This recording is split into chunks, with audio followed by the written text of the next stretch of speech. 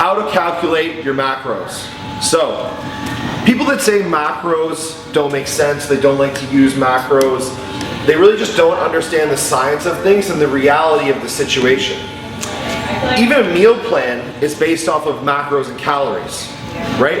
All food contains proteins, carbohydrates, and fats. So if you don't really know what your macros are, how many calories somebody's eating, what are you building this meal plan off of? There's really like no thought behind it, right? So we're gonna get into how to actually do this, how to calculate everything, how to do the calories, the macro breakdown, the protein, the carbs, and the fats. So we're gonna take Jimmy, for example, right? Hypothetical Jimmy, whatever. 200 pounds, 15 to 20% body fat, okay? So what we're gonna do first is calories. What we're gonna look at first, what is his current intake? What is he coming to me eating already? Is he eating 5,000 calories a day? Is he eating 2,000 calories a day? You have to take that into account.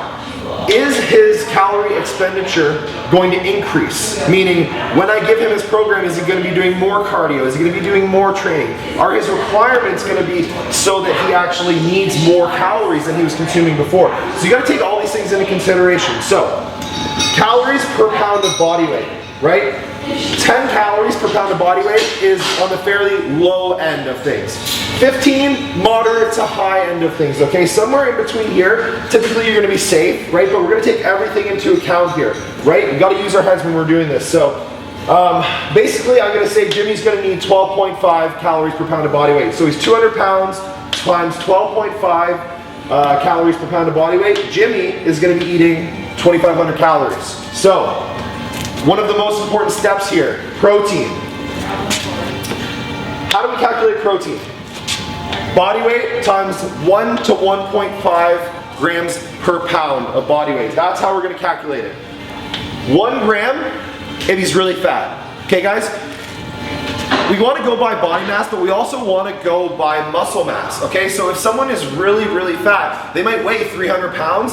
If they're shredded, they might only be 200 pounds. So we don't need to feed them all this extra protein to support their body fat, okay guys? So like I said, if they're really fat, 1 gram. If they're ripped, maybe 1.5 grams of protein per pound of body weight for somebody who is ripped, guys. Not just like kind of lean, not 15% ripped, okay? 1.5 is a lot of protein per gram of body weight. So how much protein do they eat now?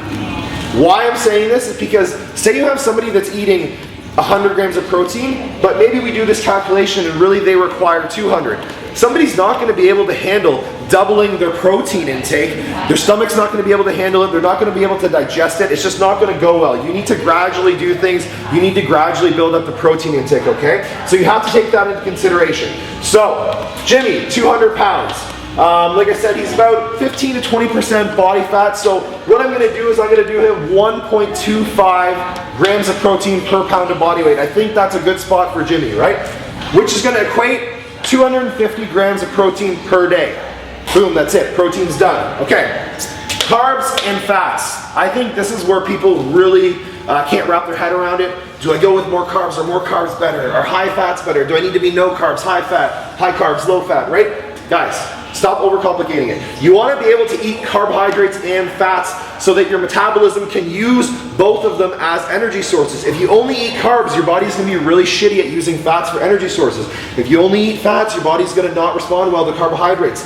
It's all about a nice blend of protein, carbohydrates, and fats. So, first off, we have the protein. 250 grams of protein.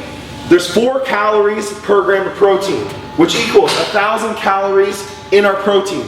So we're going to take our 1,000 calories of protein, which he's already going to eat, subtract that from our 2,500 total calories. That's going to leave us with 1,500 calories for carbs and fats. Generally, what I like to do when I'm doing this equation is I do 60% of the 1,500 is going to be carbs, 40% are fats. So 1,500 times 0.6, 60%, that's how you get 60% of 1,500, 900 calories. 900 calories divided by 4 because again, carbohydrates like proteins are 4 calories per gram. 225 grams of carbohydrates, that's how much he's going to be eating. So, to get his fats, what we're going to do is take the 900, which we already know we're having in carbs, subtract that from the 1,500, which is for carbs and fats, leaves us with 600 calories left for fats.